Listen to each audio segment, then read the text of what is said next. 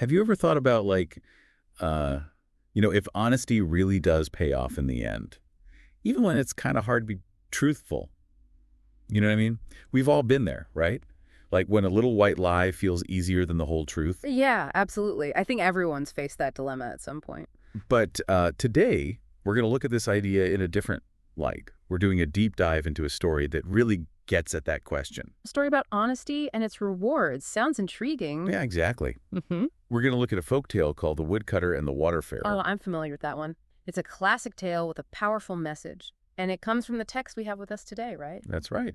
And on the surface, it seems pretty simple. A poor woodcutter loses his axe and then meets this magical being. The water fairy in this case. Right. But what we really want to explore today is what's the real message here?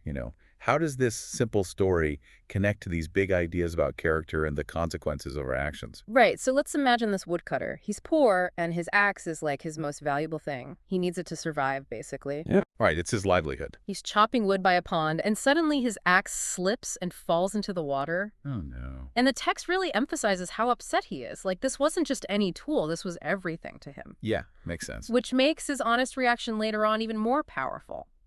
So then, out of nowhere, this water fairy appears. She sees he's in trouble and offers to help. Like a magical helper? Exactly. So she dives into the pond and comes back up holding a golden axe, all shiny and beautiful. And she asks the woodcutter, "Is this yours?" Wow, what a temptation, right? Right. But without missing a beat, the woodcutter says, "No, that's not mine." So she goes down again and comes back with a silver axe. Another amazing find. But again, the woodcutter says, "Nope, not mine either." So honest. It would have been so easy to just say yes. It really shows his integrity. Yeah. And think about why that initial distress is so important to understanding the power of his honesty.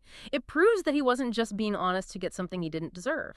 He was truly a good person. That's a good point. So what happens next? Does she finally find his axe? Yep. She dives down one more time and comes back with a plain iron axe. Nothing fancy, just his regular old axe. And of course, the woodcutter's like, "That's it. That's mine." He must have been so relieved. Definitely. But here's where the magic really kicks in.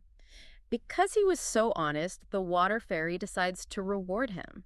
She gives him not only his own axe, but also the golden and silver ones. Whoa, that's amazing. Mm, What a reward for doing the right thing. right. It shows a direct link between honesty and a positive outcome.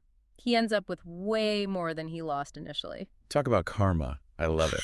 But the story doesn't end there, right? No, it goes on to introduce another character, a greedy neighbor who hears about the woodcutter's luck. Oh boy, I can already see where this is going. Yeah, this neighbor is driven by pure greed. He wants to get rich quick, so he decides to try and copy the woodcutter. So he just throws his axe in the pond hoping for the same result. Exactly. It's a deliberate act of deception, unlike the woodcutter's genuine accident. So the water fairy appears and presents the golden axe just like before.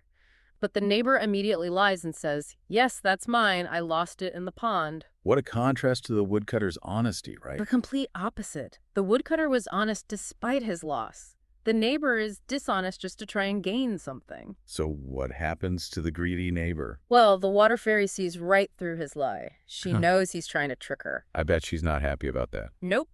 As a consequence for his dishonesty, she refuses to give him back any axe, not even his own. Ouch. So he ends up with nothing. Exactly. The story drives home a very clear moral. And he goes, which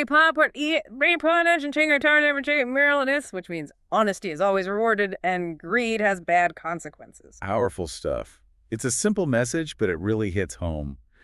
And what's interesting is this story isn't unique, right? Right, like the text points out, there are similar stories in other cultures, like Aesop's fable, the golden axe. Oh yeah, I remember that one. It suggests that this idea of honesty being rewarded and greed being punished is something that resonates across different cultures. It's a universal value. Exactly. So what can we take away from this deep dive into the woodcutter and the water fairy? Well, it's a reminder that honesty, even when it's tough, can lead to unexpected rewards. And that greed and dishonesty, well, they can lead to big losses. It makes you think about how these ideas play out in our own lives, right? Definitely. So I'd like to leave you with this thought. Even in our modern, complicated world, how do you see this ancient wisdom about honesty and greed playing out in your own experiences and decisions? Think about the long-term consequences of your choices. That's something we can all reflect on. Thanks for joining us for this deep dive. It's been a pleasure exploring this timeless tale with you. See you next time. Until then.